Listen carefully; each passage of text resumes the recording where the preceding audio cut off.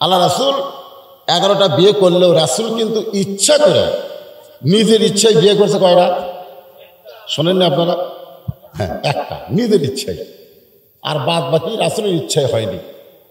আমি যে বিবির কথা বলতেছি, এই বিবিটাকে রাসূল ইচ্ছা করে বিয়ে করেনি, বরং ওই বিবিটার ইচ্ছায় রাসূল বিয়ে করেছে। তারা বুঝলেন ইচ্ছা কার? খাদিজার না নবীর?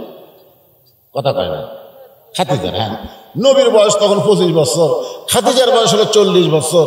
নবী তখন খুবই দরিদ্র ছিলেন, খাদিজা তখন খুবই ধনী ছিলেন। খুবই ধনী মানে গোটা মক্কা মদিনার মধ্যে তার মতো ধনবান কেউ ছিল না।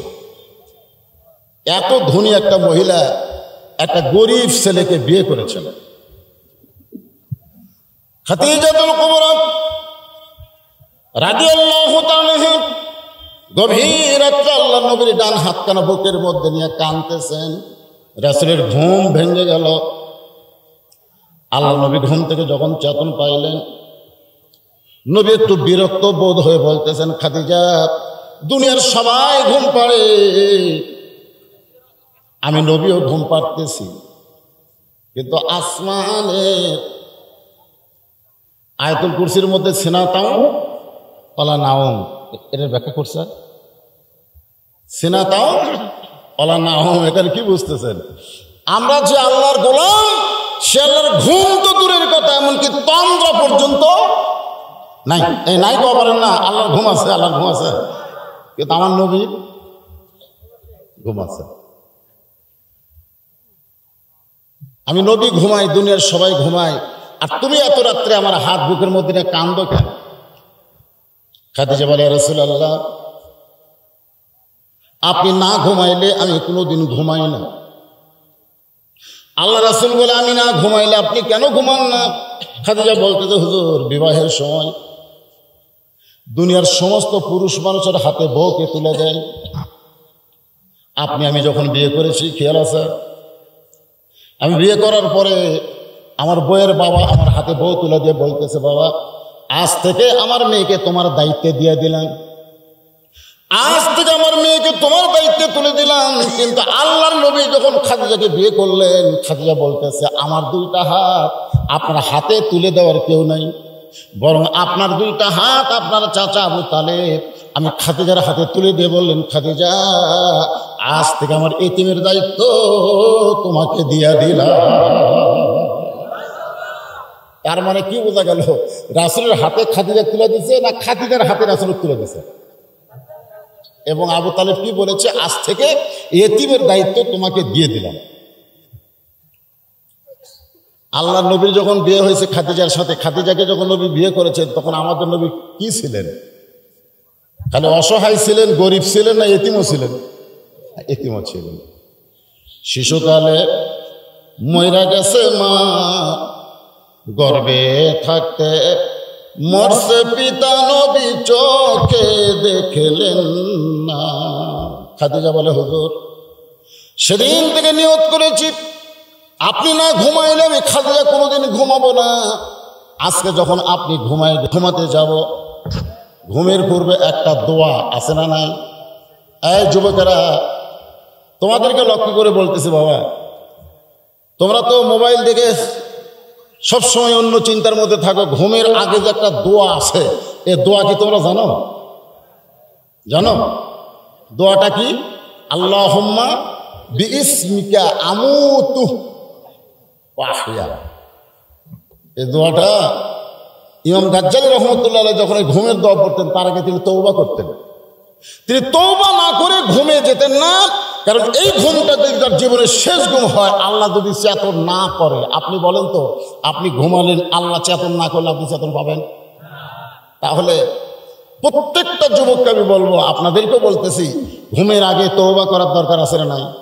কয়েকবার আস্তাগফিরুল্লাহ আস্তাগফিরুল্লাহ পড়ে এই ঘুমের দোয়াটা পড়বেন। খাদিজাতুল কুবরা বলেন, এই ঘুমের দোয়াটা যখন আমি পড়েছি, বিসমিকা আমুতু, এই আমুতু শব্দ যখন উচ্চারণ করেছি, এমন সময় আমার এত ভয়, আজকে রাত্রে যদি আমার মরণ হয়। এই বাংলার যুবক বলেন, দুর্নীতিবাজ বলেন, যত মানুষ আজকে খারাপি করতেছে, এই খারাপি করার পিছনে একটাই কারণ হলো মানুষ কিন্তু মরণকে ভুলে গেছে। নেতা বলেন, নেত্রী বলেন, আজকে আমাদের সমাজের মধ্যে চোখ রাঙ্গানি বলেন, যাই কিছু বলেন না কেন, প্রত্যেকটা মানুষ যদি চিন্তা করে আজকে আমার জীবনের শেষ দিন। আপনি যখন মাগরিব নামাজ পড়লেন, রাসূল কি বলেছেন? যখন তোমরা নামাজে দাঁড়াবা মনে করবা এটাই তোমার জীবনের শেষ নামাজ। আপনি বলেন তো, শেষ নামাজ মনে করে যদি নামাজে দাঁড়ায়, তাহলে কি আমাদের নামাজ তাড়াতাড়ি হবে? তাড়াতাড়ি হবে? সুযোগ সুযোগ আছে না আমাদের মধ্যে? খালি পুষতেছি আর বুঝতেছি, এত জোরে সূরা ফাতিহা পড়তেছে, দুই কান্দে দুই ফেরেশতা কলম খাড়া করে আছে। আল্লাহ কয়, কে রে ফেরেশতা, খবর কি? কয়, কি যে কয় বুঝবার পারি না, লেখমো কি? আসলে বোঝা লাগবে তো। আল্লাহ বললেন, মানে এত ফোর্সে সূরা ফাতিহা নামাজের মধ্যে পড়ছে, 4 রাকাত নামাজ পড়তে 2 মিনিট লাগে। এরকম নামাজে আছে না নাই? জোরে কোন আছে না নাই? এরকম নামাজের জন্যই তো আল্লাহ বলেছেন ফাওয়াইলুল লিল মুসাল্লিন। যারা পড়ে না তারা তো পড়েই না, যারা পড়ে তাকে পড়ার আমার সাইজ আলাদা। আজকে আমাদের বাংলাদেশে যারা পড়ে তাদের সাইজ কি? এই মাদ্রাসার প্রিন্সিপালকে বলে দেখেন, আমার 2 ভাই 2 কলেজের প্রফেসর, 2 ভাই পরীক্ষার খাতা পায়, এক ভাই এবার 3টা ছেলেকে ফেল করে দিয়েছে। মানে এমন লেখা লিখছে যে ওদের পাশ করে দেওয়ার কোনো উপায় নেই। আমার যে ভাই 3 ছাত্রকে ফেল করে দিয়েছে, ওকে আবার ডাকছে, ডাকা বলতেছে 3টাকে ফেল করে দিলেন কেন? বলছে কিছুই লেখেনি তো, আপনার পাশ করে দিতে কোন টাকা বাঁচতেছে? জোর করে পাশ করে নিছে, এবছর আর খাতা দেয়নি। মানে যারা ছাত্রদেরকে ফেল করে দেবে তাদেরকে আর খাতা দেবে না। আপনার বলেন তো, যে দেশে ফেল নেই এই দেশে পড়ার কোনো সাইজ আছে? কথা কন না কেন? আজকে আমাদের বাংলাদেশে নামাজের সাইজ না থাকার পিছনে কারণ একটাই, বাংলাদেশে নামাজ পড়া আছে কিন্তু নামাজ কায়েম নাই। ধরে কারণ কি না? কায়েম। আপনি সারা জীবন নামাজ পড়েন, একটা নামাজও আল্লাহর দরবারে খুঁজবে না। কারণ নামাজ পড়ার কথা তো কোরআনেও নাই, হাদিসেও নাই। নামাজ কায়েমের কথা আছে। খাদিজাতুল কুবরা বলে, রাসূলুল্লাহ, আমার এত ভয় আজকে রাত্রে যদি আমার মরণ হয়। আপনি বলেছেন সর্বশেষে যেই ব্যক্তি কবরে যাবে সেই ব্যক্তিকে কবরের ঘরে কত বছর? একজন করল, এক রিওয়ায়াতে দেখছি 40,000, আর একটা তো 50,000। হুজুর কোনটা ঠিক? 50। আচ্ছা, আপনাদের কি মনে হয় সর্বশেষে যেই ব্যক্তি কবরে যাবে তাকে কবরের ঘরে 50,000 বছর থাকা লাগবে? কথা কয় না, বিশ্বাস করেন আপনারা? এই যে ওয়াজ শুনবার আইছেন, যে কোরআন থেকে আয়াত তেলাওয়াত করছে, সেই কোরআনে প্রথমে আল্লাহ বলেছেন জালিকাল কিতাব, এই কিতাবের মধ্যে লা রাইবা ফি, কোনো কি নাই, সন্দেহ নাই। তাহলে রাসূলের হাদিসে কি সন্দেহ আছে? তাহলে সর্বশেষে যেই ব্যক্তি কবরে যাবে সেই ব্যক্তিকে কবরের ঘরে কত বছর? সবাই একটু জোরে কোন, কত হাজার? যেই বাড়ি আপনি তৈরি করছেন, বিল্ডিং করছেন, সেই বাড়িতে আপনি কতদিন থাকবেন? সেই বাড়িতে কোনো আত্মীয় স্বজনের বাড়িতে গেলে সেই বাড়িতে ফেরার জন্য আপনি যেমন তড়িঘড়ি করেন, তার সাথে বেশি বিশ্বাস করতে হবে অন্ধকার কবরে আমাকে যেতেই হবে। খাদিজাতুল কুবরা বলে, রাসূলুল্লাহ, এই অন্ধকার কবরে 50,000 বছর আমি কেমনে থাকবো? সেই কবরে কোনো জানলা নাই, দরজা নাই, আলো নাই, বাতি নাই, সাথী নাই। সে অন্ধকার কবরে কেমনে থাকবো সেই চিন্তা করে আমি ঘুমাইতে পারি নাই গো নবী। আপনার হাতটা বুকের মধ্যে নিয়ে আমি কাঁদতেছি। সঙ্গে সঙ্গে রাসূল খাদিজার কবল একটা চুমু দিয়ে বলেন, খাদিজা, ওই আল্লাহর শপথ করে বলতেছি, ঈমান গ্রহণ করার পরে আপনি আল্লাহর সঙ্গে যে সম্পর্ক গড়ে তুলেছেন, আল্লাহ আপনার কবরকে জান্নাত বানায়া দিবে। আপনারা কি আমার কথা বুঝতে পারলেন? ঈমান গ্রহণ করার পরে আল্লাহর সঙ্গে আপনি যে সম্পর্ক গড়ে তুলেছেন, এটা বলার পিছনে কারণ হলো আল্লাহর সঙ্গে সম্পর্ক করতে গেলে যে জিনিসটা লাগবে তার নাম হলো ঈমান। জোরেকার নাম কি?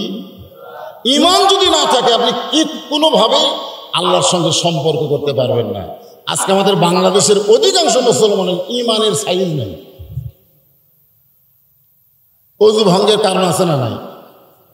কারণ অজু ভঙ্গের, নামাজ ভঙ্গের, রোজা ভঙ্গের, সব কিছু ভঙ্গের কারণ আছে। আপনারা বলেন তো ঈমান ভঙ্গের কারণ কি? কি কি কাজ করলে ঈমান ভেঙে যায়, মানে ঈমান থাকে না? যেরকম একটা হাদিস আছে, লা সালাতা লা ঈমানা, যার নামাজ নাই তার ঈমান নাই। কেউ যদি বলে আমি নামাজ না পড়াও ঈমানদার, তাহলে রাসূল যে বললেন বাইনাল আবদি ওয়াল কুফরি তরকুস সালাত, বান্দার কাফের মধ্যে পৃথক করার জিনিসটার নামই হলো নামাজ। যে বান্দার সম্পর্কে আল্লাহ বলেছেন ফাদখুলি ফি ইবাদি ওয়াদখুলি জান্নাতি, তুমি যদি আল্লাহর বান্দা হয়ে যাও জান্নাত তোমার কাছ থেকে দূরে থাকবে না, বান্দা হওয়ার সঙ্গে সঙ্গে তুমি জান্নাতের মধ্যে প্রবেশ করবে। সুবহানাল্লাহ। তাহলে আল্লাহ রাসূল যে বললেন খাদিজা ঈমান গ্রহণ করার পরে আপনি আল্লাহর সঙ্গে যে সম্পর্ক গড়ে তুলেছেন, আপনার আল্লাহ আমার কবরকে, আল্লাহ আপনার কবরকে জান্নাত বানায়া দিবে। সুবহানাল্লাহ কওয়া যায় না? কবর যদি জান্নাত হয় তাহলে 50,000 বছর থাকতে কোনো সমস্যা আছে? আচ্ছা 50,000 হোক আর 1 কোটি বছর হোক, আমার কোনো সমস্যা আছে? কবর তো জান্নাত হয়ে গেছে। সুবহানাল্লাহ। আরে আল্লাহ রাসূল বলতেছেন ওই আল্লাহর শপথ করে। কোন আল্লাহ? ওয়াল্লাহি আল্লাহ ওইটাই। কোন দিকে? কথা কয় না। আল্লাহ কোন দিকে রে? কেউ যদি কয় যতগুলা আল্লাহ ততগুলা আল্লাহ, নাউজুবিল্লাহ। আসতে কন, আমাদের বাংলাদেশে আপনাদের এলাকায় হয়তো এরকম ভণ্ড আসে না। অনেকে বলে আল্লাহ নিরাকার, আল্লাহর কোন আকার নাই। তাহলে রাসূল মেরাজ করলো কার সাথে? রাসূল যে বোরাকের পিঠে ছিল উপর দিয়ে গেল, আল্লাহ উপর দিকে আছে না নাই? মানুষ তাওয়াল আরশ, আল্লাহ আরশে অধিষ্ঠিত আছেন। একটু মনোযোগ দিবেন। আল্লাহর নবী বললেন খাদিজা এখন তার কান্দার কোনো কারণ নেই, কারণ আল্লাহ পাক আপনি যে সম্পর্ক গড়ে তুলেছেন আপনার কবরকে জান্নাত বানায় দিবে। খাদিজা বলে রাসূলুল্লাহ আপনার কথা আমার বিশ্বাস হয়, যদি আপনার কাছে আমি কিছু চাই আপনি কি আমার দিবেন না? এই কথা শুনেই রাসূল বলতেছেন নাউজুবিল্লাহ নাউজুবিল্লাহ নাউজুবিল্লাহ 3 বার। খাদিজা কিন্তু বলেছে আপনার কাছে যদি কিছু চাই, তার মানে কি বোঝা গেল? আল্লাহর কাছে তো চাই, নবীর কাছে যদি কিছু চাই। নবী 3 বার নাউজুবিল্লাহ কইছে, তাহলে নবীর কাছে কিছু চাইতে গেলে নবী যদি শুনে নাউজুবিল্লাহ কয়, তাহলে পীর বাবার কাছে কিছু চাওয়া যাবে? আপনাকে নোয়াগাঁর একটা উপজেলার নাম হলো নিয়ামতপুর, ওই উপজেলায় কয়েকটা গাছ আছে, গাছে দেখি লাল কাপড় বান্ধা, তেনা বান্ধা, নাম নাকি তেনা পীর। ধরে কোন কি পীর? কারো যদি কিছু দরকার পড়ে ওই গাছের ডালে একটা তেনা বান্ধা তুলি।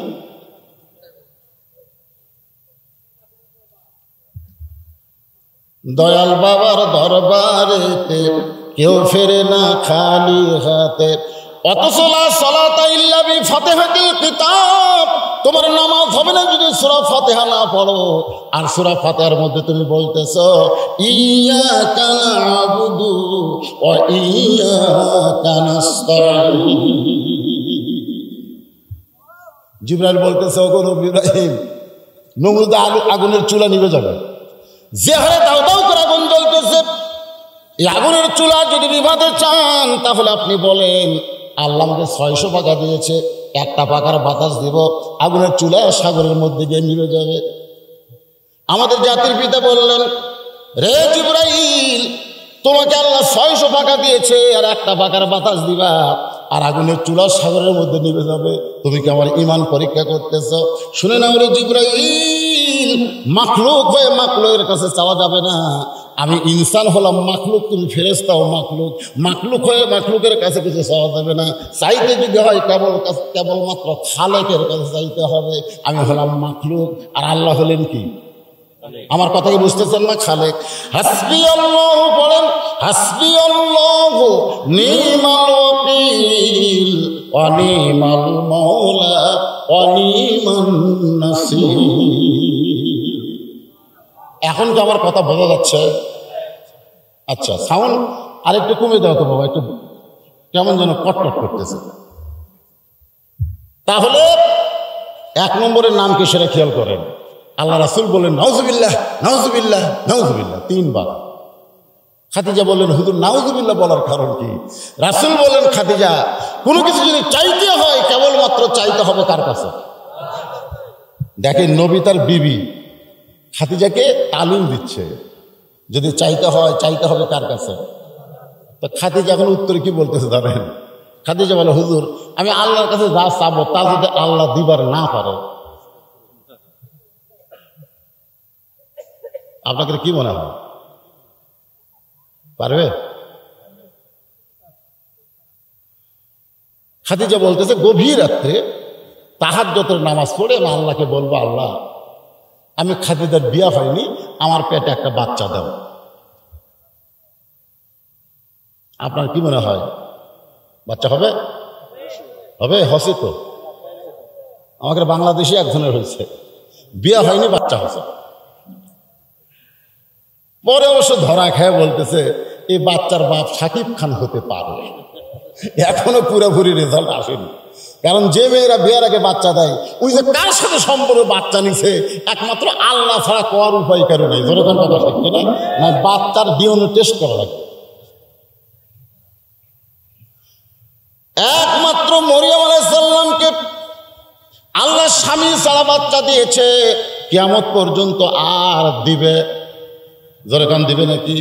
রাসূল বলেন খাদিজা তুমি যতই কান্দো তোমার যদি বিয়ে না হয় তুমি বাচ্চা চাইলেও আল্লাহ বাচ্চা দিবে না।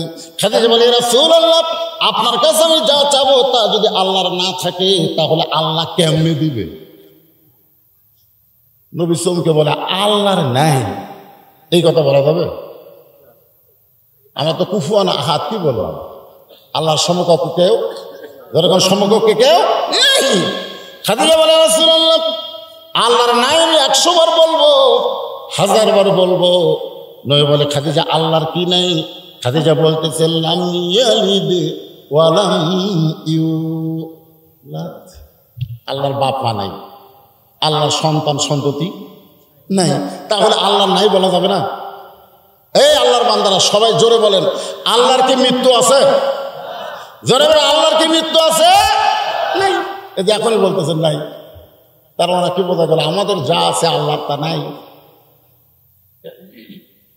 খাদিজা বলে হুজুর আমি আপনার কাছে এমন 3টি জিনিস চাইব, হুজুর মেহেরবানি করে যদি আপনি আমারে দেন আর কবরের চিন্তায় কোনোদিন কান্নাকাটি করব না।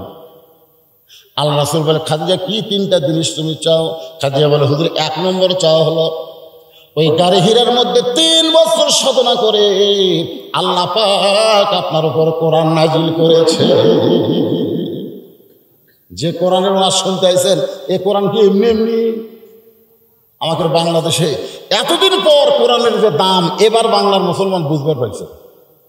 সালেহ আহমদ তাকরিম যখন গোটা বিশ্বের মধ্যে 111টা দেশের ভিতরে 3য় স্থান অর্জন করে বাংলাদেশের বিমানবন্দরে নামলো, আমার বাংলার লক্ষ লক্ষ মানুষরা 2টার সময় তাকে সম্বর্ধনা জানায়া ওই যে ছাদ খোলা গাড়ির উপরে যখন নিয়ে আসতেছে যে হারে ফুল তার উপর বৃষ্টির মতো বর্ষণ হচ্ছে, আপনারা দেখেননি? ওটা পরের দিন দেখেছি। ছেলেটা কিন্তু বুকে হাত দিয়ে বারবার বলেছে আল্লাহ তোমার কোরআনের যে দাম এত বছর পরে বাংলার মুসলমান বুঝতে পারলো। ধরে কারণ ঠিক কি না? আপনাকে কি মনে হয় এই কোরআনের দাম আছে না নাই? কত? আমি একজনকে কইছিলাম কত, কিনবার গেলে বোঝা যায় হুজুর যেটা ভালো ছাপা সেটা 500 টাকা, অফসেট পেপার ভালো ছাপা 500, আর যেটা খারাপ ওর দাম 200। আমি বললাম কোরআন আবার ভালো মন্দ আছে, কিনবার দাম তাহলেই বুঝবেন। আপনার কি ধারণা ও কোরআনের দাম ঠিক মতো কইছে? কইছে? এটা কোরআন লেখা কাগজের মূল্য কইছে, কিন্তু কোরআনের আয়াতের কত মূল্য মুসলমান হিসাবে আমাদের জানার অধিকার আছে না নাই? এটা কখন জানতে পারবেন? এটা জানতে পারবেন তখন আল্লাহর কোরআন অনুযায়ী চলতে পারবেন যখন। এই কোরআন তেলাওয়াত দিয়া, কোরআন পড়া দিয়া কোরআনের দাম আমরা বুঝতে পারবো না। এই কোরআন মোতাবেক যখন আমরা চলতে পারবো তখনই বুঝতে পারবো আল্লাহর কোরআনের দাম কত। জোরে কোন ঠিক? হ্যাঁ। ফেরেশতা জিবরাইল আপনার সঙ্গে কোলাকুলি করেছে, এই কথা কিন্তু নবী খাদিজার কাছে কইছে। হুজুর আমি দেখেছি ওই কোরআন নাজিলের পরে আর আপনি গাড়ি হিরাই ফিরে যান নাই। কোরআন যখন এই 5টা আয়াত আল্লাহ নাজিল করলো, নবী আর কোনোদিনও গাড়ি হিরে দেখবার যায়নি। মানে যেটা পাওয়ার চাইছিল সেটা পাইয়া গেছে, আবার দেখার কি আছে। আসার পরে জুব্বাটা খুলে আপনি যত্ন করে রাইখা দিছেন। আমার বড় লোক, কারণ পুরুষ মানুষ মারা গেলে আমরা 3টা কাপড় দেই, আর মেয়ে মানুষ মারা গেলে আমরা 5 কাপড় দেই। আপনার এলাকার মেয়ে মানুষ মরলে কয় কাপড়? জোরে কর না কেন ভাই? আপনারা কি জানেন না এক লোকের বউ বেপরদা হয় ঘরে? আমি লোকটাকে একটু হেদায়েতমূলক নসিহত করার জন্য কাছে হাত ধরে বললাম, ভাই এটা বেপরদায় ঘুরতেছে কার বউ? তো ভাই হুজুর আজকে বোরকা পরেনি, পরে। আমি বললাম, আচ্ছা বলেন তো, আপনার এই বউ যখন মরবে, মনে করেন আজকেই যদি মরে, আপনি কয় কাপড় দেবেন? আপনার এই বউটা আজকে যদি মরে, বেপরদা বউ আজকে যদি মরে, আপনি কয় কাপড় দিয়ে দাফন করবেন? তো বলে হুজুর যেটা চলতেছে সেটাই দিব। যেটা চলতেছে সেটা কয়টা? 5টা। তো মরে গেলে 5 কাপড় দিবেন, যখন আপনার বউকে কেউ দেখবে না, আর এখন সবাই দেখতেছে, তখন গায়ে কাপড় ঠিক মতো নাই। আমাদের মা বোনদের জন্য বলে, মা পুরুষের 3 কাপড়, আপনাদেরও 3 কাপড় হতে পারতো, কিন্তু 2টা কাপড় আপনাদের বেশি কেন? আমি দেখেছি তো মেয়েদের 2 কাপড় বেশি। একটা হলো মাথা বান্ধা, একটা কি বান্ধা, আর একটা হলো বুক বান্ধা। একটা হলো মাথা বান, একটা হলো সিনা বান। আমার মায়েরা বোনেরা যেন পর্দার অন্তরে আছেন, শোনেন, মেয়েরা যত পর্দার মধ্যে থাকবে, আল্লাহ মেয়েদের দাম তত বাড়ায়া দিবে। আমার দাদি নানিরা বোরকার মধ্যে ছিল, পর্দার মধ্যে ছিল। আমার দাদার কাছে আমি শুনেছি, বিবাহ করার সময় যৌতুক তো দূরের কথা, মেয়ের বাপকে টাকা দিয়ে বিয়ে করছে। আমার দাদা বিয়ে করছে দাদির টাকা দিয়ে, পণ দিয়ে, পণ, তখন বলতো পণ। মুরব্বীরা 2-1 এখানে নাই, এই মুরব্বীরা আপনারা টাকা পাচ্ছেন। তখন মেয়েরা শালীন ছিল, মেয়েদের কোনো ডিমান্ড দেওয়া লাগে নাই, বরং মোহরা নগদ দিয়ে তাদের বিয়ে করেছে। দিন দিন অধিকারের নামে মেয়েরা যত বেপর্দা হয়ে গেল, ততই মেয়েদের দাম বাংলার জমিনে কমতেছে। ঠিক কিনা বলেন? আর আওয়াজে শুনছেন, আমি যখন মক্কা থেকে তায়েব যাচ্ছিলাম, দেখি যিনি গাড়ির ড্রাইভার, তার চেহারা দেখে মনে হচ্ছে যে আসলে গরিব টরিব না। কথা প্রসঙ্গে জানতে পারলাম ছেলেটা মক্কার একজন আমিরের ছেলে। আমির তাদেরকে বলা হয় যাদের কোটি কোটি টাকা ব্যাংকে থাকে। মক্কার ধনীদেরকে আমির বলা হয়। তো কথা প্রসঙ্গে জানলাম তুমি আমিরের ছেলে হয়ে গাড়ি চালাও কেন? তাও আর ভাড়া গাড়ি। করছে, না হুজুর, গাড়িটা তো আমার বাবা আমাকে দিয়েছে, আমি বিবাহ করব। আমাকে ভাড়া চালাতে দিয়েছে কারণ আমি বিবাহ করব। বাবাকে বললাম বিয়ে করতে চাই। বাবা বলতেছে, বিয়ে যদি করতে চাও তাহলে মোহরানা দেওয়া লাগবে। তুমি করবা বিয়ে আর আমি দেবো মোহরানা, এটা হবে না। অন্তত মোহরানার টাকা অন্তত তোমাকে কামাই করা লাগবে। আমি 2 বছর ধরে গাড়ি চালাই, যে টাকা ব্যাংকে রাখতেছি, আর 1 বছর লাগবে। দোয়া করবেন হুজুর, মোহরানার টাকা জমা হলেই আমি বিয়ে করব। আমি মনে মনে করি, আল্লাহ রে, সৌদি আরবের ছেলেরা মোহরানার টাকা জোগানোর জন্য কষ্ট করতেছে, আর বাংলাদেশের ছেলেরা ডিমান্ড পাওয়ার জন্য রাস্তায় রাস্তায় ঘুরতেছে। জোরে কথা ঠিক কিনা? জিজ্ঞাসা করা হয়, এরকম 25,000 টাকার মোবাইল নিয়ে ঘুরিস, তোর বাপ ভ্যান চালায়, অটো ভ্যান, তুই মোবাইল নিয়ে ঘুরিস কে? তোর লজ্জা সরম নেই? তখন বলে, হুজুর মুখ সামাল করে কথা বলবেন। গত বছর 1.5 লাখ করেছিল এক মেয়ের বাপ, এবার 2 লাখ টাকা বকতেছে। মোশান আমার হবে না, আপনি হবে। মেয়ের বাবাদের বলি, কেন হলো এইরকম আপনার মেয়ে অমূল্যায়ন? একটাই মাত্র কারণ, মেয়েরা যখন পর্দা থেকে বেপর্দায় আসবে। পাশের মাহফিলে আমি বলেছি, একই গাছের কলা, একটা হলো চোষাওয়ালা আর একটা হলো শিলা। আপনার বলেন তো, কোনো খরিদ্দার ওই শিলা কলা টাকা দিয়ে খাবি? কেন খাবে না? গাছ তো একটাই। কারণ প্রত্যেকে জানে শিলা কলা খাওয়ার মতন কোনো পরিবেশ থাকে না, বেপর্দা নারী বিয়ার মতন কোনো না। কিন্তু তারপরেও যখন করে, ওই টাকার লোভে বিয়ে করে। আমার মা বোনেরা একটু মনোযোগ দিয়ে শোনেন। খাদিজা বলতেছে, রাসূলুল্লাহ, আমি যখন মরে যাব, ওই জুব্বাটা আমার কাফনের কাপড় হিসেবে দিয়ে দিবেন। আমার 2 নম্বর চাওয়া হলো, ও গো আল্লাহর নবী, আপনার পবিত্র হাত দিয়ে আপনি আমাকে কবরের ঘরে নামায় দিবেন। ও গো আল্লাহর নবী, কবরে যখন মাটি দিয়ে সবাই চলে আসবে তখন আল্লাহ 2 জন ফেরেশতা কবরের মধ্যে পাঠিয়ে দিয়ে 3টা প্রশ্ন করবে। হুজুর, আমি প্রশ্নের উত্তর জানি, ঠিকই চিনি না। কারণ মা খাদিজা যখন দুনিয়া থেকে বিদায় নিয়েছে তখন কিন্তু আল্লাহ নামাজ দেয়নি, ধরে কোন কি দেয়নি, খুব খেয়াল করবে। খাদিজা যখন দুনিয়া থেকে বিদায় নিয়েছে সেই বছরই নবী তাইফে গেছেন। তাইফ পাশে নবীকে পাথর মেরে জর্জরিত করেছে। সেই বছরে আল্লাহ তাআলা ওই রক্তাক্ত নবীকে সান্ত্বনা দেওয়ার জন্য 7 আসমান পাড়ি দিয়া আল্লাহর আরশ দিয়ে গেছে। ধরে কোন সুবহানাল্লাহ। কি জন্য কোন তো আল্লাহ বলেছেন, হাবিব, ইব্রাহিম নবীকে পোড়ানোর জন্য যখন নমরুদ চুলা জ্বালাইলো তখন ইব্রাহিম নবী বারবার আমাকে বলেছে, আল্লাহ, নমরুদ কিন্তু আমাকে পোড়ানোর জন্য চুলা বানাইছে, আগুন জ্বালাইছে, আল্লাহ তুমি কিছু করো। তার মানে বোঝা গেল ইব্রাহিম নবী আগুনে পুড়তে চায় না। আমি আল্লাহ ঘোষণা করলাম, কুল্লা ইয়া নারু কুনি বারদান ওয়া সালামান আলা ইব্রাহিম। যখন মুসা নবীকে আক্রমণ করলো, সামনে সাগর, মুসা নবী বারবার সাগরের দিকে তাকায় বলে, আল্লাহ, আমি কিন্তু ভালো সাঁতার জানি না, যেভাবে আক্রমণ করতে আসতেছে আমার তার কোনো রাস্তা নাই। আমি আল্লাহ তাআলা মুসার জন্য সাগর রাস্তা বানাই দিলাম।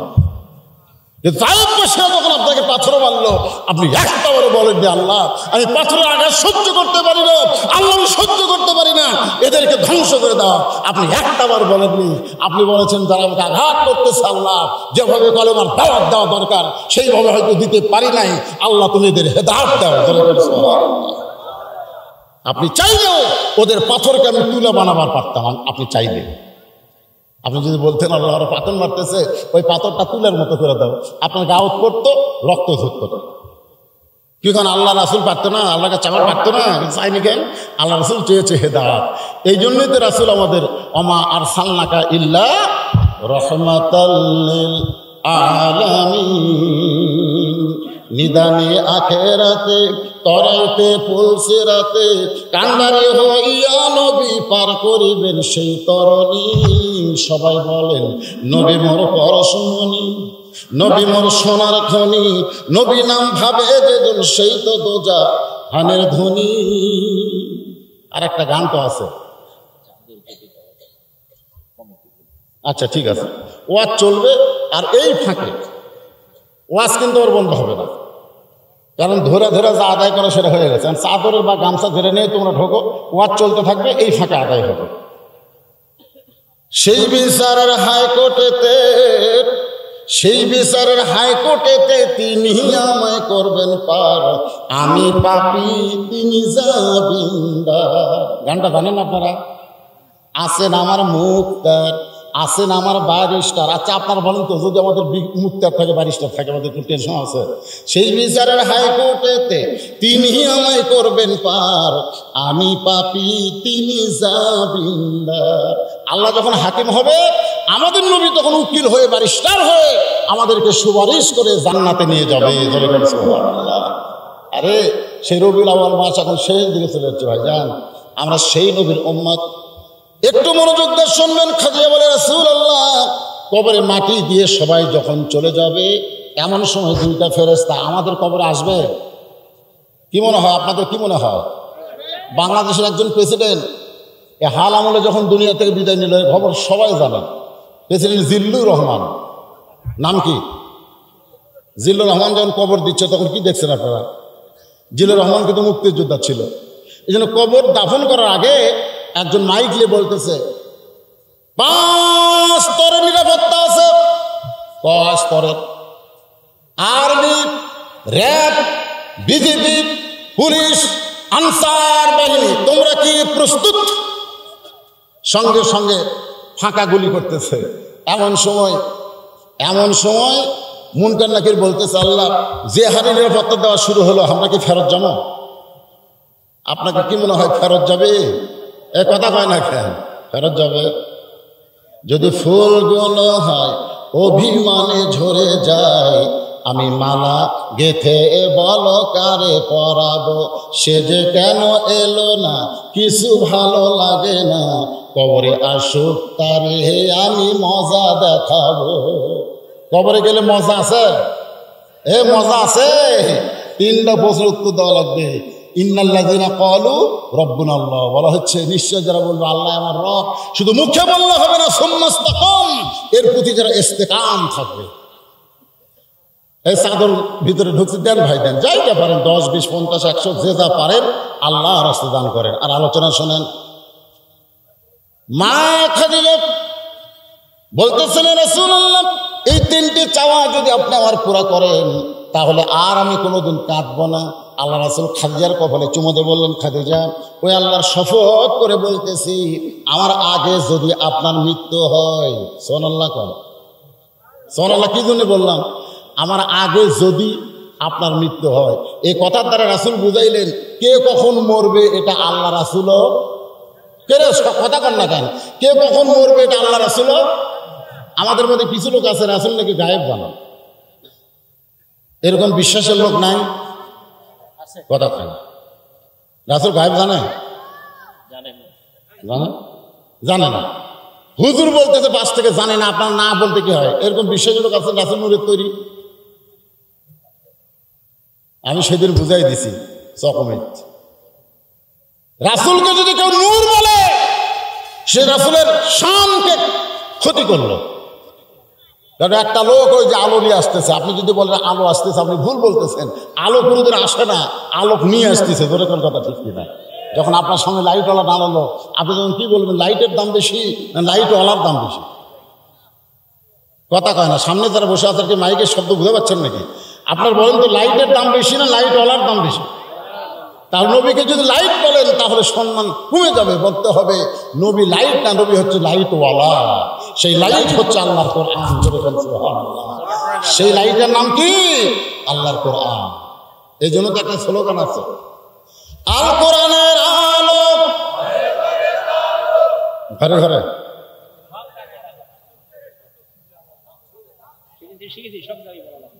না না, ঘর সে তো বোঝানো হয়েছে। এই যে ঘর থেকে আমাকে নিয়ে আসলো, আমাকে কি লাইট ধরে ধরে নিয়ে আসেনি? এই হুজুর লাইট ধরো অন্ধকার, তার মানে কি বোঝা গেল যে শুধু ঘরের মধ্যে আলো থাকলে হবে না, যে রাস্তাতে আপনি চলাচল করবেন এই রাস্তাটাও আলো থাকতে হবে। এই জন্য স্লোগান হবে আল কোরআনের আলো সব জায়গায় জালো। বলতে পারবে না? আল কোরআনের আলো, কোরআন হাবিব যেখানে, দুনিয়ার মুসলমান। আমরা থাকলে হবে না তো। বর্তমান সরকার আছে আছে যে হারে প্রাইমারি হচ্ছে সে হারে তো কোরআনের মাদ্রাসা হচ্ছে না। আর প্রাইমারি থেকে কোরআনী শিক্ষাকে একে চিরতরে গুরুত্ব করা হচ্ছে। যেখানে কিছু একটা নবীর উমরে সাহাবী জীবনে ছিল সেগুলো আউট করে দেওয়া হচ্ছে, বুঝছেন? তার মানে কি বুঝতেছেন ভাইজান? একটু মনোযোগ দিয়ে শুনবেন। আল্লাহ রাসূল বলেন, খাদিজা আমার আগে যদি আপনার মৃত্যু হয় তাহলে আপনার 3টা চাওয়াই আমি পুরো করব ইনশাআল্লাহ। এই কথার দ্বারা রাসূল বুঝাইলেন কে কখন মরবে এটা নবীও জানে, আর আমাদের মধ্যে কিছুগুলো জানে। আমাকে বলতে হুজুর যতই অ্যাঙ্গেল মারেন আর ডাইরেক্ট মারেন আর 1-8 আমরা থাকবই। আর কয়বার? সব বাড়িতে বলে আর 1 বার। তার মানে বোঝা যাচ্ছে যে আমরা থাকা অবস্থায় কেউ ওই জায়গায় যাওয়ার পারবে না। আপনারা বলেন তো ক্ষমতার মালিককে? আরে নিজের চোখে দেখবেন রে ভাই, নিজের চোখে দেখবেন, একটু ইমানের দৃষ্টিতে বলেন। সমস্ত ক্ষমতার মালিককে, ওই যে বড় বেলাল দহ মাদ্রাসার প্রিন্সিপাল থাকবে, এর সঙ্গে 2টা প্রভাষক থাকবে, এর সঙ্গে ওই বড় মসজিদের ইমাম থাকবে, তাহলে আমি মনে করতাম যে আমার বাঁচার বুদ্ধি আছে। কেন হুজুররা দামে ইন্নামা ইয়াখশাল্লাহ মিন ইবাদিহি উলামা। সুবহানাল্লাহ, বান্দা সময়ের মধ্যে আলেম বান্দারা আল্লাহকে বেশি ভয় করে। হুজুরাও যখন আমার তদন্ত করতেছে তখন আমার পক্ষেই পড়বি রে, কিন্তু এক সালা হুজুর নাই, একটাও হুজুর নাই, সব জালেম করে দিয়েছে তদন্ত করবে। যার কারণে 50 বছর তাফসীর করা মানুষটা আজকে জেলখানা আবদ্ধ আছে। যেরকম কথা ঠিক কিনা? তদন্তের রিপোর্ট, নারী নির্যাতন করেছে, মানুষ খুন করেছে। যারা নারী নির্যাতন করে, মানুষ খুন করে, তাদের মানুষ কথা কোরআনের পাশ হলে হাজার হাজার লক্ষ লক্ষ মানুষ 2-1 বার হতে পারে, কিন্তু 50 বছর ধরে হবে না। যেরকম কথা ঠিক কিনা? এই যে রিপোর্ট। খাদিজা বললেন কোন তদন্ত রিপোর্ট নয়, তদন্ত কমিটি নয়, বরং আমি নিজেই তদন্ত গেলাম। ফাতেমা ওই রাখালের সর্দারের কথা মতো আমি নিজেই তদন্ত করতে গেলাম। তদন্ত করতে গিয়ে দেখে একজন রাখাল দাঁড়িয়ে আছে, আসমানের সূর্যের তাপে পাহাড় পোড়া বালি পোড়া গন্ধ আসতেছে, কিন্তু একখণ্ড মেঘ আল্লাহ ওই রাখালের ওপরে ছায়া করে ধরেছে। মা খালজা নিজের চোখে দেখতেছেন, রাখাল যেদিকে যায় মাথার মেঘটাও তাকে ছায়া দিয়ে দেয়, সেই দিকে যায়। রাখাল যদি বসে মেঘটা নিচে চলে আসে। খাদিজা কই, কে রে এটা, কে? একটু ভালো করে দেখি। 40 বছরের বিধবা ভালো করে দেখতে যায়, দেখে বাবা 400 রজগ্রহ তারা, তার নূরের ইশারা, নূরে যে অন্ধকারে ডুবিত এই ধরনী। সবাই বলেন নবী মোর পরশমণি, বলেন বলেন নবী মোর সোনার খনি, নবী নাম ভাবে যেজন সেই তো দোজা হামের ধ্বনি। এই গানের মধ্যে কিন্তু আছে নবী নাম জপে যখন, নবী নাম জপে যখন সেই তো দোজাহানের ধ্বনি। এই জপে বলা যাবে না, কারণ একমাত্র আল্লাহকেই জপতে হবে, আল্লাহ ছাড়া অন্য কারো জপা জায়েজ না। এই জন্য বলতে হবে নবী নাম ভাবে যখন, ভাব অন্তরের মধ্যে একটা ভাব তৈরি করেন। মনে বড় আশা ছিল যাবো মদিনায়, ভাব তৈরি করে। ভাব আর জপ দুইটা এক না, জপতে হবে শুধু আল্লাহ আল্লাহ লা ইলাহা ইল্লাল্লাহ। একটু মনোযোগ দিয়ে শুনবেন। আমার নবীর চেহারার দিকে খাদিজা তাকায় দেখে 25 বছরের যুবকের চেহারা এত সুন্দর, চোখ দিলিকার ফিরান যায় নাকি? ফিরান তো যায় না। এই চেহারা এত সুন্দর দেখে খাদিজা আর একটু নিকটে যাবার চাইছে। হঠাৎ একটা বাতাস আল্লাহ নবীর গায়ের সঙ্গে বাড়ি খাইয়া ওইটা খাইয়া নাকের মধ্যে ঢুকেছে। ওটা বাতাস নয়, যেন জান্নাতের দরজা খুলে মিশকাম্বরের সুগন্ধ আসতেছে। খাদিজা বলে, ফাতেমা এত শক্তি পেলাম আমার গায়ে, এক দৌড়ে চলে আসলাম, এসে দরজা বন্ধ করে দিলাম। ফাতেমা বলে, মা বলো মা, এরপরে আমার বাবার খবর কি? কারণ মায়ের কাছে বাপের খবর শুনতেছে, ভালো লাগতেছে না। তখন তো বিয়ে হয় নাই, নবীর সঙ্গে খাদিজার বিয়ে হয় নাই বলতেছে। এরপরে দরজা বন্ধ করে দিলাম। আমার একটা দাসী এসে আমার দরজায় ডাকতেছে, মালকিন তদন্তের রিপোর্ট কি? আমি ঘরের ভিতর থেকে বললাম চাকরি নট। দাসী বলতেছে তদন্তের রিপোর্ট কি? আমি ঘরের ভিতর থেকে বললাম চাকরি নট মানে কি? রাখালের চাকরি শেষ। দাসী তো সেই কান্না, যে এত ভালো মানুষ, দাসী কিছুটা খবর দাও না, এতিম তো। রাখালের চাকরি নট কেন? বলে যা তদন্তের রিপোর্ট চাকরি নট। আবু তালেবের কাছে গিয়ে বলতেছে, মুরব্বী কিভাবে ভাগ্যের লালন পালন করেন, আজকে তো রাখালের চাকরি কিন্তু ক্যান্সেল হয়ে গেছে। আবু তালেব দৌড়ে এসে খাদিজার কাছে জানতে চায়, আমার রাখালের দোষ কি, আমার ভাস্তার দোষ কি, কেন চাকরি নট হয়ে গেল? খাদিজা বলে, মুরব্বী চাকরি নট করার কারণ হলো আমি তার রাখালে রাখবো না, তাকে আমার স্বামী হিসাবে গ্রহণ করতে চাই।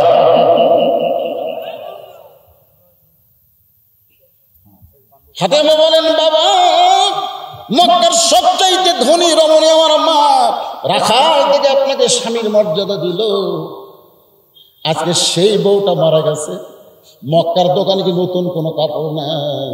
নতুন কোনো কাপড় না দিয়া এই জুব্বাটা আমার বাবাকে কেন দিচ্ছেন, এই আমার মাকে কেন দিচ্ছেন? বাবা মেহেরবানি করে একটু জানতে চাই, মক্কার দোকানে কি নতুন কাপড় নাই? বলে আছে। নতুন কাপড় না দিয়া এই পুরাতন জুব্বা কেন দিচ্ছেন বাবা? আল্লাহ নবী বলেন, ফাতেমা তোমার হাতে যেই জুব্বা দিয়েছি এইটা সাধারণ কোনো জুব্বা নয় মা, ওই জুব্বার সঙ্গে ফেরেশতা জিবরাইলের পরশ আছে, ওই জুব্বার সঙ্গে আল্লাহর কোরআনের সম্পর্ক রয়েছে।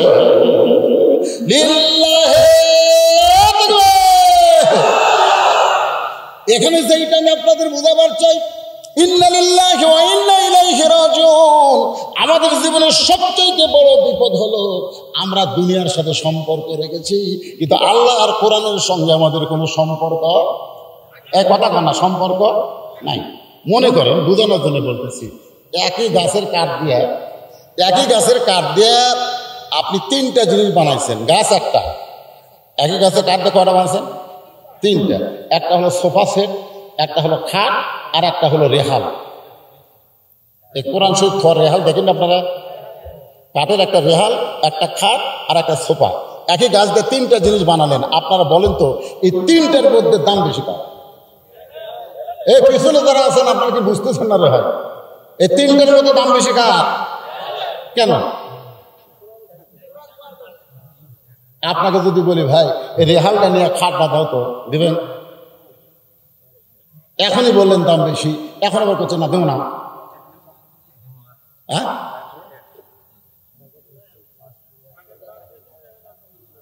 এইবারে এতক্ষণ পর করছেন, একটা হলো দাম আর একটা হলো মূল্য। তা না, আমি মূল্য না বলে বলবো খাটের দাম বেশি, রেহালের সম্মান বেশি, ঠিক না? কেন? খাটের সাথে সম্পর্ক মানুষের, আর রেহালের সাথে সম্পর্ক আল্লাহর কোরআনের। মানুষের তৈরি আইন নিয়ে যারা বাংলাদেশে চলতে চায়, আপনি মনে করতেছেন হয়তো আপনার দাম কিছুটা আছে, আপনি প্রধানমন্ত্রী, আপনি অমুক মন্ত্রী, আমি কিন্তু আপনার সম্মান নাই। কেন নাই? সেটা দুনিয়াতে জীবিত অবস্থায় বোঝা যায় না, এটা মরার পরে বোঝা যায়। ধরে কোন কথা ঠিক কিনা? মরার পরে যখন ফেসবুকে দেয়, আমি দেখছি অমুক নেতা মারা গেছে, অমুক নেতার একজন কর্মী মারা গেছে, ফেসবুকে নিচে দেখতেছি আলহামদুলিল্লাহ আলহামদুলিল্লাহ আলহামদুলিল্লাহ, একটাও ইন্ডিয়া মিলে নাই। আবার অমুক দলের একজন মারা গেছে, গোটা ফেসবুক দেখেন কান্নার রোল পড়ে গেছে, ইন্ডিয়া করতেছে, জান্নাত বসে করো, জান্নাতুল ফেরদৌস দান করো, জান্নাতুল উচ্চ মাকাম দান করো। আপনার কি দেখেন না ভাই? যারা ফেসবুক চালান, আপনার কি দেখেন না? কোন দলের মানুষ বললে আলহামদুলিল্লাহ কয়?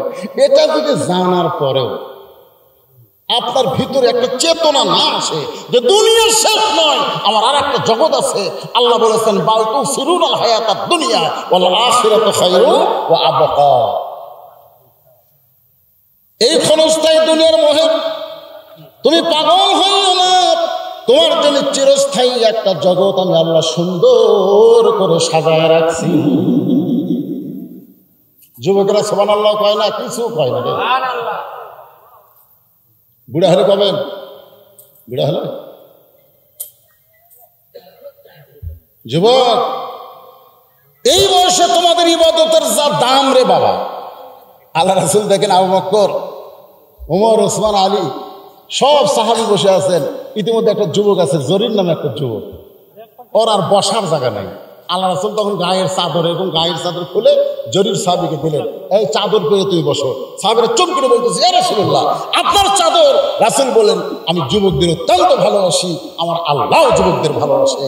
হাসরের ময়দানে যুবকের যৌবনের ইবাদত সম্পর্কে আল্লাহ হিসাব চাবে। বুড়াকাল, শৈশবকাল আল্লাহ ইচ্ছা করলে মাফ করে দেবে। সুবহানাল্লাহ। এখনো তোমাদের যৌবন আছে বাবা, আমরা বুঝতেছি। শত চেষ্টা করলে ওই সময় আর আমরা ফিরে পাবো না। আজকে যেই রাতটা চলে যাচ্ছে, শত চেষ্টা কান্নাকাটি করলে এই রাতকে আর ফিরানো যাবে? এ কথা আর ফিরে আসবে? তোমাদের এই তরতাজা গরম রক্তের সময় তোমরা ঘুম পাড়ো কেন? আর সারা তো খারুন নাম শোনার সঙ্গে সঙ্গে তোমরা বাপ দাদাদেরকে ডাক দিবা, আব্বু আজান হয়েছে, দাদু আজান হয়েছে, চল মসজিদ যাই। দেরি করলে কিন্তু সামনে কাতার পাওয়ার উপায় নাই। বাপ দাদাদেরকে তুমি ডাক দিবা, তারা বয়স হয়ে গেছে, তাদের শরীর দুর্বল হয়ে গেছে, কিন্তু বাপ দাদারা চেতন পাইছে, তুমি যুবক ঘুম পাড়তেছ। কারণ কি? তোমার দাদার তোমার বাবার ইবাদত এই বয়সে আল্লাহ কবুল নাও করতে পারে, কিন্তু যুবক তোমার ইবাদত আল্লাহ কবুল করবে। কিছুদিন পরেই তো বুড়ো বয়স আমরা পেয়ে যাবো। তোর কোন কথা ঠিক কিনা? কিছুদিন পর বুড়ো বয়স আপনারাও পেয়ে যাবেন। আপনার কি মনে হচ্ছে? যুবকদের কি মনে হচ্ছে বুড়ো হবেন না? দুই বুড়া বসতে গল্প করতেছে, দুই বুড়া যুবক রাস্তা দিয়ে দাঁড় পায়, এগুলো বুড়া করে খাওয়ার পছন্দ হয় না। এক বুড়ারে বলতেছে, তোমার দুইয়ের খবর কি? বলে কাছে কাছে। আর দুইয়ের খবর কি? জোরে জোরে। আর দুইয়ের খবর কি? তিন হয়ে গেছে। দুই যুবক কয়, কে রে এই বুড়া করে কি পাগলা ধরছে না? দুইয়ের খবর কাছে কাছে, দুইয়ের খবর জোরে জোরে, আর দুইয়ের খবর তিন হয়ে গেছে, ব্যাপার কি? তখন বলে ওরা বুড়ো না কাছে গেলে বোঝা যাবে। তো মুরব্বীর কাছে যে বলতেছে, মুরব্বী আপনার যে গল্প করতেছেন দুইয়ের খবর জোরে জোরে, দুইয়ের খবর কাছে কাছে, দুইয়ের খবর তিন হয়ে গেছে, ব্যাপার কি? বলে এই দাদা আমাকে জিজ্ঞাসা করতে, কে ভাই তো দুই চোখের খবর কি? তখন আমি বললাম কাছে কাছে ভাই, দূরে দেখতে পাই না রে, কাছে কাছে দেখি, এই জন্যই বললাম কাছে কাছে। তারপর আমাকে জিজ্ঞাসা করলো তোমার দুই কানের খবর কি? তখন বললাম জোরে জোরে না করলে শুনি না ভাই, তার মানে কানে কম শুনি।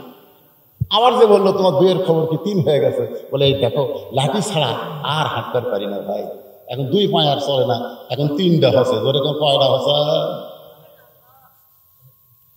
আজকের যুবকেরা মুরব্বীর কাছে বসো, মুরব্বীদের কাছ থেকে শিক্ষা নাও।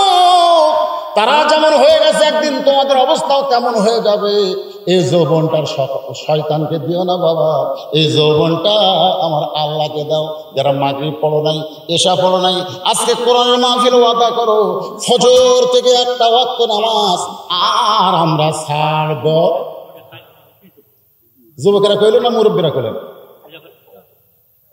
আমিও তো বলতে পারি, কারা কারা এশা নামাজ পড়ো না হাত তোলো। এটা বলবো না, এটা বলবো না, বললে তোমরা মন খারাপ করবা।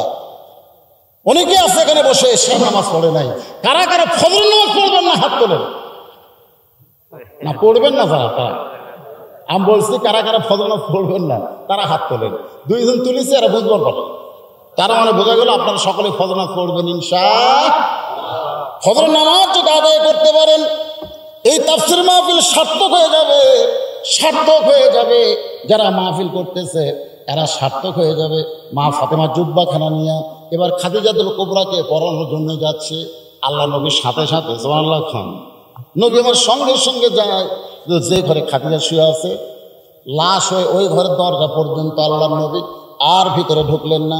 ভিতরে ফাতেমা ঢুকে গেল, নবী দরজায় দাঁড়িয়ে আছে। আপনারা কি বুঝলেন? নবী কিন্তু খাদিজার স্বামী, এরপরেও কিন্তু ভিতরে ঢুকলেন না। কি জন্য ঢুকলেন না? কারণ একটা মেয়ে মানুষ যদি মারা যায়, বউ যদি মারা যায়, স্বামী ইচ্ছা করলেও কিন্তু তাকে আর কিছুই করতে পারবে না, গোসল করাতে পারবে না, তাকে কাফনের কাপড় পরাতে পারবে না। কিন্তু স্বামী যদি মারা যায়, বউ কিন্তু ইচ্ছা করলে তাকে গোসল করাবার পারবে, তাকে কাফনের কাপড় পরাবার পারবে। কারণ স্বামী মারা গেলে ওই স্বামীর অধীনে বউকে 3 মাস থাকতে হবে। কিন্তু যখন বউ মারা যায় তখন স্বামীর অধীনে আর বউ থাকে। আমার কথা কি বুঝতে পারলেন? আপনি যদি মারা যান, আপনার বউ কিন্তু ইচ্ছা করলে আপনাকে ছেড়ে দেওয়ার পারবে না। কমপক্ষে 3 মাস, 10 দিন, এটা আপনার ইদ্যত পালন। 4 মাস 10 দিন, 4 মাস 3 তো 4 মাস 10 দিন ইদ্যত পালন করতে হবে। এটা কিন্তু ইসলামের নিয়ম। কি বুঝলেন? আমার মায়েরা যারা আছেন পর্দার অন্তরালে মনে করতেছেন হুজুর আল্লাহ এখানে পুরুষকে পাওয়ার দিল বেশি, আমাদেরকে কম দিল কেন? আল্লাহ কোরআনে বলেছে আর-রিজালু কাওয়ামুনা আলা নিসা। কত ক্ষেত্রে পুরুষের উপরে, নারীদের উপরে পুরুষদেরকে পাওয়ার দেওয়া হয়েছে। কত ক্ষেত্রে, সব ক্ষেত্রে না। তুমি নারী যদি মা হও তাহলে বাবার চাইতে মায়ের দাম বেশি না কম? কথা কেন? তুমি নারী যদি মেয়ে হও তাহলে ছেলের চাইতে মেয়ের দাম ইসলামে কম না বেশি? একটু জোরে কান না কেন? মেয়েরা তো আপনারা, ওরাও শুনতেছে, আপনি একটু স্বীকারোক্তি দেন। যদি মা হয় তাহলে মায়ের দাম বেশি না বাপের দাম বেশি? যদি ছেলে মেয়ে হয় তাহলে ছেলের দাম বেশি না মেয়ের দাম বেশি? এটা সবাই বললেন না কেন? ছেলের চাইতে মেয়ের দাম বেশি রে ভাবা। একটা মেয়ের বাপ জান্নাতি, 2টা মেয়ের বাপ 2 জান্নাতি, 3 মেয়ের বাপ 3 জান্নাতি। একজন সাহাবী বলতেছে ইয়া রাসূলুল্লাহ আমাকে আল্লাহ একটা ছেলে দিয়েছে। রাসূল কইলেন বস বস। সাহাবী বলে হুজুর বসবো কেন? মেয়ের বাপকে আপনি জান্নাত দিলেন। আমি দেইনি রে, আল্লাহ আমাদের দেওয়াচ্ছে। ধরে কন্যা সুবহানাল্লাহ। তবে একটা জায়গায় একটু দাম কম, সেটা হলো বউ। যখন আপনার বউ হবে তখন একটু দাম কম। স্বামীর চাইতে বউয়ের দাম কম না বেশি? কথা কয় কম।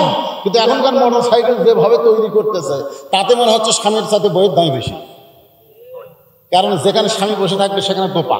আপনার সিটের দিকে খেয়াল করবেন, যে জায়গায় স্বামী বসে থাকবে ওই জায়গায় দোপা, আর যদি বউ বসে ওটা আবার উঁচে। আমি মোটর সাইকেল যখন যুবকের চালাই তখন দেখি প্রত্যেকটা পুরুষের উপরে মেয়ের মাথা আঘাত উঁচা হয়ে আছে। এমন সিস্টেমে মোটর সাইকেল বানাইছে, পুরুষ মানুষ নিচে গেছে, মেয়ে মানুষ উপরে গেছে। আপনার এলাকায় মোটর সাইকেল দেখেননি? আপনার দেখেননি? এটা কিন্তু নতুন আইটেম আইছে। এই জায়গা থেকে দোপা, পিছন দিকে সিট এইরকম উঁচে। আল্লাহ দেওয়ার কথা হইতেছে তাই।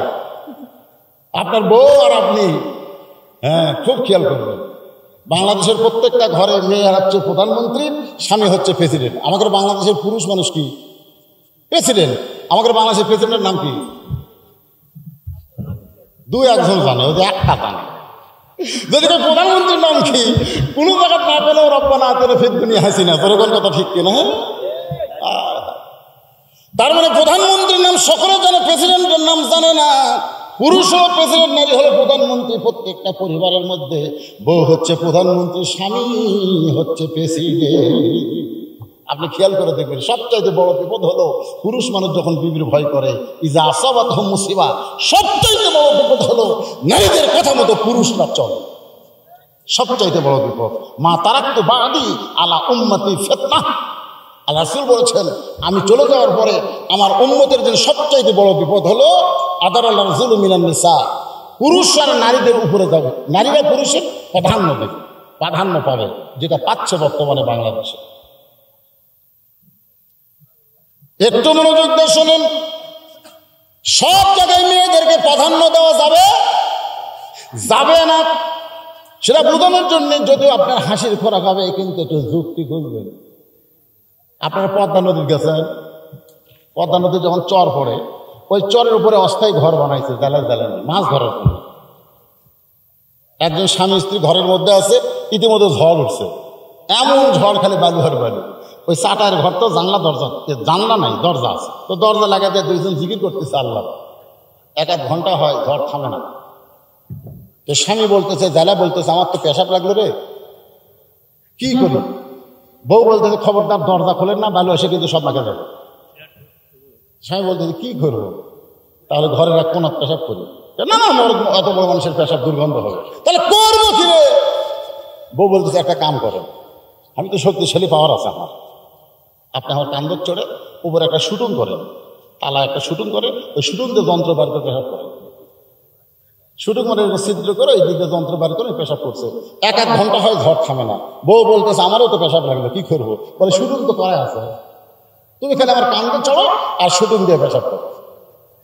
এবার স্বামীর কান্দে চড়ে যখন পেশাব করে, পেশাব বাইরে না পড়ে স্বামীর বুক ভিজে যায়। স্বামী চিল্লায় বলে বিবিরে পেশাব করো কোন জায়গায়, পড়ে কোন জায়গায়? বউ চিল্লায় বলে মরার স্বামী জানো না, সব জায়গায় সমান অধিকার চলে, সব জায়গায় সমান অধিকার চলে। নবী আমার দরজায়, ফাতেমা ঘরের ভিতরে। কিছুক্ষণ পরে খাদিজাতুল কুবরা উম্মাহাতুল মুমিনিন, যাকে আরশ থেকে আল্লাহ সালাম দিয়েছে, ধরে কোন সুবহানাল্লাহ, আমরা আল্লাহ সালাম দিয়েছে খাদিজাকে, রে আল্লাহ। কাফনের কাফন করায়া যেই মাত্র ফাতেমা দরজা খুলেছে, রাসূল তাকায় দেখে ফাতেমা মুস্কি মুস্কি হাসতেছে। আল্লাহ রাসূল চমকে বলে ফাতেমা, কাঁদতে কাঁদতে ঘরের মধ্যে ঢুকলে, কিন্তু হাসতে হাসতে কেন দরজা খুললে? ফাতেমা বলে বাবা, কাঁদতে কাঁদতে কেন ঢুকলাম সেটাও যেমন জানেন, হাসতে হাসতে দরজা খুললাম এটাও আপনি জানেন। রাসূল বলে কাঁদতে কাঁদতে ঢুকলে আমি জানি, কারণ মেয়ে তার মাকে কাফনের কাপড় পরাবে, অবশ্যই কাঁদবে, কিন্তু হাসতে হাসতে দরজা খুললে আমি জানি না, আমি জানি না। এখান থেকে বোঝা গেল নবী জানে না যতক্ষণ আমার আল্লাহ না জানা। তাহলে সমস্ত গায়েবের মালিককে হুয়াল্লাহুল্লাযী পড়েন, হুয়াল্লাহুল্লাযী লা ইলাহা ইল্লাহু আলিমুল গায়বি ওয়াশ শাহাদাতি হুয়ার রাহমানুর রাহিম। স্বীকার করেন ভাই, গায়েব জানে। এখনকার অনেকে আমার বাবাও গায়েব জানে রে। আমি এক ওয়াজে বলছিলাম ভাতের তরকারি, ভাতের নিচে কি সেটাই বাবা জানে না, অথচ ইল্লাল্লাহর হিক্কি দিয়ে কাবার মুরগি খাদায়। ওই মরদ মানে সবসময় খালি ওই পীরের পাগলা। বউ দেখতেছি সব ঘর সংসার সব ছাড়লো এ বাবা পাইয়া। তো ঠিক একদিন বাবাকে দাওয়াত দাও, তো খুব খুশি হয়ে বাবাকে দাওয়াত দিচ্ছে। ওই মাছ ভেজা ভাতের তলে থতো, কার তলে? ভাতের তলে থছে, থুয়ে স্বামীর হাতে বাপকে খাবার দিতে, বাবা বাবা দয়াল বাবা। তো খাবার নিয়ে বলতেছে কেরে ভাত তরকারি কোথায়? স্বামী ছেলে খালি ভাত দিছে, তরকারি দিবা না? বউ বলতেছে আসতেছি আসতেছি। তখন বাবা খুব খুশি, দেখ তরকারি হচ্ছিল, এবার বউটাকে দেখা হবি রে, দেখি তো মুড়িদের বইয়ের ঢপ কিরকম, ওই হচ্ছিল দেখা হবে। কিছুক্ষণ পর মুড়িদের বউ আইসে ঝাঁটা দিয়া, ধরে কি দিয়া? স্বামী কয় কে গো, তরকারি ভাত দিয়ে ঝাঁটা খান? তো তোমার বাবা চোখ বন্ধ করে কাবার মুরগি খেদায় আর ভাতের তলে মাছ দিয়ে পায় না, এই ভণ্ডক মারছে ঝাঁটার বলে। এরা বলে চোখ বন্ধ করলে সব দেখে। আজকে অনেকে বলতে বলতে এরকম বলে আল্লাহ নবী সব জানে না। নবী জানে না, জানে না ততক্ষণ পর্যন্ত আল্লাহ যতক্ষণ না জানে। সবচাইতে এটাই আমাদের বিশ্বাস হবে, আল্লাহ নবী জানে। আল্লাহ নবী জানে, কখন জানে? আল্লাহ যখন জানায়। আর আমরা জানি না, নবী যখন আমাদের না শুনেন। এই যে কোরআন শরীফ, এটা আগে কে পাইছে? এটা কে পাইছে? আগে নবী পাইছে। নবী পাওয়ার আগে কি আমরা পাইছি? তাহলে নবীর পাওয়া কোরআন শরীফ কয় পারা? আর ওরা কয় বলা পারা কয়? 40 কয়। আপনি তো কোন করছেন? এখানে মমতাজ গানের মধ্যে বলে গেছে, ওরে শরীয়তের মৌলানা 14টা করলা কানা, কোরআন হলো 90 পারা, কোরআন হলো 90 পারা, তোমরা খুঁজা দেখলা না শরীয়তের মৌলানা। আমাদেরকে বানাইছে শরীয়তের মৌলানা, আমাদের চোখ নাকি কানা, কোরআন নাকি 90 পারা আমরা খুঁজে পাইলাম না। শুধুমাত্র 30 পারা কোরআন, যেই কোরআনটা আল্লাহ বলেছেন ইন্না নাহনু নাযালনা যিকরা ওয়া ইন্না লাহু লাহাফিজুন। মন চাইলে আপনি কম বেশি করতে পারবেন না। পারবেন? মন চাইলেই পারবেন? কেন? কোরআন হেফাজতের দায়িত্ব কার? আল্লাহ। ফাতেমা বলে, বাবা আমি এতদিন মনে করতাম আপনি ভেতরেও জানেন বাইরেও জানেন, কিন্তু আজকে যখন জানেন না। রাসূল বলে, ফাতেমা হাসতে হাসতে কেন দরজা খুললে? আমি একটু জানবার চাই। ফাতেমা কাঁদতে কাঁদতে ঢুকছে।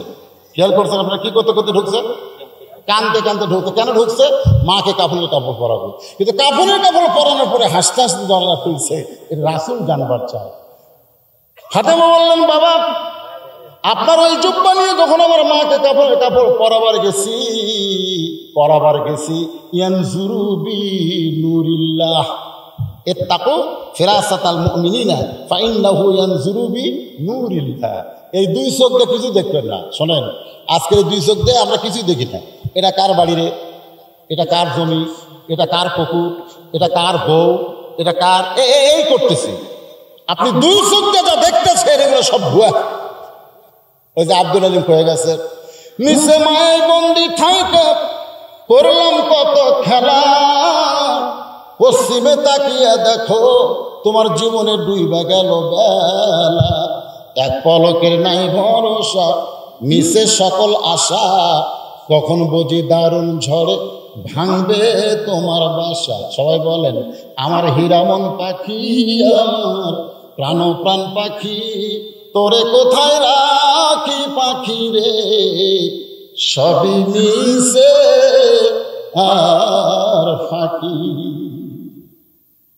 হিন্দু কুশলের মতন একজন হিন্দু লোক গান গাইছে, ডাক দিয়েছেন, শোনেন এই যুবকেরা শোনেন, ডাক দিয়েছেন আল্লাহ আমারে, রইব না আর বেশি দিন তোদের মাজারে, চলতে পথে 2 দিন। ধরে কারণ কয় দিন? বিশ্বাস করেন সময় কিন্তু বেশি নাই। চলতে পথে 2 দিন থামিলাম, মানে যাওয়া আসা, ইন্না লিল্লাহি ওয়া ইন্না ইলাইহি রাজিউন। আমরা বলি না, এটা অবশ্য কবরে মাটি দেওয়ার সেই বলি, কিন্তু এটা কোরআনের আয়াত। মিনহা খালাকনাকুম ওয়া ফিহা নুঈদুকুম ওয়া মিনহা নুখরিজুকুম তারাতান উখরা। কিসের আয়াত? কোরআনের আয়াত। একটু মনোযোগ দিবেন। আল্লাহ রাসূল বলে, ফাতেমা কি জন্য হাসতে হাসতে দরজা খুললে? ফাতেমা বলে, বাবা আমার মাকে যখন কাপড়ের কাপড় পরাতে যায়, এমন সময় আমি দেখতে পাই আল্লাহ তাআলা আমার মার শরীরে জান্নাতের পোশাক পরায়া দিছে। সঙ্গে সঙ্গে আনই বসে বললেন, দরজার কাছে বসে দরজার মাটিতে হাত দিয়ে বললেন, ফাতেমা তোমার মার সাথে আল্লাহ সঠিক ব্যবহারটাই করেছেন। আমি যে নবী এটা দুনিয়ার কেউ যখন বিশ্বাস করেনি, সর্বপ্রথম আমাকে নবী বলে স্বীকার করেছে তোমার মা। আপনারা বলেন তো, ঘরের বউ যদি নবী বলে স্বীকার করে, বাইরের লোকের কোনো সন্দেহ থাকে? এত বছর ওয়াজ করার পরে আমার ঘরের বউকে আমি আজ পর্যন্ত স্বীকার করাতে পারলাম না। বলো তো, আমি কি হুজুর? খালি মুচকে হাসো কে? বলে, যারা আপনাকে চিনে না তারা হুজুর করে, যারা আপনাকে চিনে না চিনে তো এটাই হুজুর। কিন্তু আমি তো মালটা চিনি। আমি যে কি মাল এটা কেউ না জানলে কে জানে? কথা কর না কেন? বউ জানে না। নিজের বউ যেদিন স্বীকার করবে আপনি আসল হুজুর, সেদিন বুঝবো আমি হুজুর। কেউ যখন কলেমার দাওয়াত গ্রহণ করে নাই, নবী বলে স্বীকার করে নাই, সর্বপ্রথম তোমার মা আমাকে নবী বলে স্বীকার করেছে। আমার তখনই বিশ্বাস যে আমাকে আল্লাহ নবী বলে স্বীকার করে আমার হাতে কলেমা গ্রহণ করলো, আল্লাহ তার সঙ্গে ভালো ব্যবহার করবেন। ফাদখুলি ফি ইবাদি ফাদখুলি জান্নাতি। নিজের হাতে কবরের ঘরে নামায় যে আল্লাহর নবী কবরে মাটি দেওয়ার পর সবাই যখন চলে আসে, নবী গো কবর থেকে নড়ে না। ঘন্টার পর ঘন্টা যায়, আল্লাহ কবরে মুনকির নাকির পাঠায় না, নবীও সরে না, মুনকির নাকির আসে না। এক সময় আল্লাহ ডাক দেবে, হাবিব গো আপনি খাদিজার কবর ছাড়বেন না। নবী বলে, আল্লাহ আর খাদিজা উত্তর দিবার পারবে না, খাদিজার পক্ষে আমি একটু উত্তর দিবার চাই। আল্লাহ বলে, হাবিব রে শুধু আপনার খাদিজা নয়, কিয়ামত পর্যন্ত আমার বান্দা বান্দীদের কবরের কোনো প্রশ্নের উত্তর দেওয়া লাগবে না, আমি আল্লাহ তাদের পক্ষে দিয়ে নিব। একটা দৃষ্টান্ত শোনেন। প্রথম প্রশ্ন হবে মান রব্বুকা, তোমার রবকে। তখন নামাজ কি বসে থাকবি? কবরের মধ্যে নামাজ বসে থাকবি? নামাজ খাড়া হয়ে বলবি তোরা কারা? আমার জীবনের নামাজগুলো খাড়া হয়ে বলবি তোরা কারা? বলে আমরা মুনকির নাকি? তুই জানিস এই লোকটা দৈনিক কতবার আলহামদুলিল্লাহ রাব্বুল আলামিন কাছে কও? যতবার নামাজে খাড়া হয়েছে প্রত্যেকবার তাকবীর দেয় আলহামদুলিল্লাহ রাব্বুল আলামিন। কতবার কত রাকাত করছে? সুন্নত নফল মিলা কহ দৈনিক। তাহলে সারা জীবন কতবার কছে? যখন রুকুত গেছে তখন কি কথা মুনকির নাকি? রুকুত যখন গেছে তখন বললো সুবহানাল্লাহ আযীম, যখন সেজদাত গেছে সুবহানাল্লাহ আলা। এতবার দুনিয়াতে রব রব রব রব কয়ে আসার পরে কবরে আমার রব, আমার রব্বুকে মুনকির নাকি আল্লাহ যে হারে নামাজ ধরছে ওকে প্রশ্ন করার আগেই তো কি হারে খাপছে। আল্লাহ কয় দাঁড় জীবনে নামাজ আছে, তার রবের উত্তর হয়ে গেছে। ধরে কর সুবহানাল্লাহ, সুবহানাল্লাহ পান না কেন ধরে? আপনারা কি মনে করছেন জান্নাত যদিও পান ঢুকবার পারবেন না তো? কারণ জান্নাতে ঢুকবার গেলে তো আপনি যাকাত দিয়েছেন, দান করলেন, আজকে মসজিদে দান করলেন, জান্নাত পেলেন, দান করলে জান্নাত পেলেন। কিন্তু যাই দেখতেছেন আপনি জান্নাতে ঢুকবেন এইরকম বিশাল একটা তালা তালা। তো বলবে আল্লাহ জান্নাতে আসলাম কিন্তু জান্নাতের দরজার তালা কেন? আল্লাহ কয় খোল। তালা খোলার চাবি তো আমার কাছে নাই। আমার নবী তো কইছে আসসালাতু মিফতাহুল জান্নাহ, নামাজ হচ্ছে বেহেশতের চাবি, তোর কাছে নাই কেন? বলে একটা আছে, ঢুকেছে দাগ মিলে না, চাবির মধ্যে দাগ মিলা লাগবে না তো, দাগ মিলে না, ঢুকছে ওটা হলো জুম্মার নামাজ, বুঝছেন, কোনো দাগ নেই। ওই সপ্তাহে একদিন জুম্মার নামাজ পড়ে সবার শেষে এসে আগে যায়, এরকম নামাজে আসে না। ধরো একটা চাবি আছে কিন্তু ঢুকলো ঠিকই কিন্তু ঘরে না। আল্লাহ চাবি ঢুকে ঘরে না তো, তাই দাগ দাগ তো 5টা আছে, 5 ওয়াক্ত নামাজ 5টা দাগ থাকবে, ঠাঁচ করা থাকবে, তা তো নাই, তো নাই। একটা দাগ যদি কম থাকে তাহলে তো চাবি করবি না ভাই রে। 5 ওয়াক্ত মিলেই তো নামাজ, যেরকম কথা ঠিক না, 5 ওয়াক্ত মিলেই নামাজ। যেরকম কাবা ঘর তাওয়াফ করতে গেলে 7 বার ঘুরলেই 1 তাওয়াফ, 7 বার ঘুরলে যেমন 1 তাওয়াফ, 17 রাকাত নামাজ নেই নামাজ, যেরকম কথা ঠিক কিনা, 17 রাকাত নামাজ মিলেই নামাজ। মন চাইলে ফজর পড়লেন, মন চাইলে জোহর পড়লেন না, মন চাইলে আসর পড়লে, ইচ্ছা করে একটু পড়লে একটু ছাড়লেন, এরকম ধান্দাবাজি নামাজ দিয়ে কবরে 1 নম্বর উত্তর হবে না। 2 নম্বর প্রশ্ন হলো আমার দিন ওকে, তোমার দিন কি? যে তোমার দিনকে কায়েম করতে গিয়ে বাংলার জমিনে এত নির্যাতন সহ্য করেছে, আল্লাহ বলে মুনকির নাকি 2 নম্বর উত্তর হয়ে গেছে। যে ইসলামী আন্দোলনের কর্মী হয় কবরে 2 নম্বর উত্তর তার পক্ষে দিন দিয়ে দেবে, ধরে করে সুবহানাল্লাহ। 3 নম্বর প্রশ্ন অমা নাবিউকা, তোমার নবীকে। আল্লাহ রাসূল বলবে কেন মুনকির নাকি, কাকে নবী সম্পর্কে প্রশ্ন করতেছিস? মুখে দাড়ি থোয়া, মাথা টুপি দেওয়ার কারণে জিএমবি কইছে রে, পরিমণির হাতে হ্যান্ডকাপ লাগায়নি আর টুপিওয়ালার হাতে হ্যান্ডকাপ লাগছে, এরপরও নবী সম্পর্কে জিজ্ঞাসা করতেছিস? তো নবী বলার আগে আমি নবী তাকে উম্মত বলে স্বীকার করে নিলাম। ভাই রে, আল্লাহর পক্ষ থেকে আমরা হেফাজত হব। আমাদের সকলের কবর আছে না নাই? দরকার আছে না নাই? কথা কি বুঝলেন না বুঝলেন জানি না, তবে আমার মাঝে একটা ইতিহাস হয়ে গেল। ইতিহাস হলো, আপনারা অবশ্যই জানেন যত মাহফিল করি এলাকার মাঝে মাঝে ওঠে লোক, ওঠে কথা কয় না রে, আজকে প্রথম আইসেন না জীবনে শুনছে। তো এই যে ওটা বসা কি কারণে করলেন আমি বুঝলাম না। হ্যাঁ সেটা তো বুঝেছি। তো ওই একটা কি আইছিলাম চকমিদ নাকি, ওটি ওই সমস্যা, তাহলে ভিতরে সাউন্ড হতে বাড়া হয়নি। আমি যেই বাড়ালাম ওই হুজুরকে দুটো মাইক চলছে, বাদ বাকি চলেনি। এর আবার আস্তে ভাই বললাম কে ভাই মাইক ওটাই নাকি, কেন ওটা লয় হুজুর, ওটা ভিন্ন। না একই ওয়াজ ভাই, সূরা ফাতিহা একই ছিল। জোরে কোন কথা ঠিক কেনা, আপনি বসে নাই, বসে আছেন কিনা সেরকম আছেন। একই ওয়াজ হলেও দৃষ্টান্ত কি এক হয়েছে, মাঝে মধ্যে ঘুরে ঘুরে অন্য অনেক কথা আসে। সূরা ফাতিহার বহু তাফসীর আছে বাবা, কেউ সূরাতুল দোয়া কয়, কেউ সূরাতুল শিফা কয়, কেউ সূরাতুল হামদ কয়, বহু তাফসীর। তো ব্যাপার হলো একই কবর দিয়ে বহু কথা বলা যায়। আমাদের সকলের কবর আছে না, না যেরকম আছে না, এই কবরকে খেয়াল কর, কিসের ওয়াজ?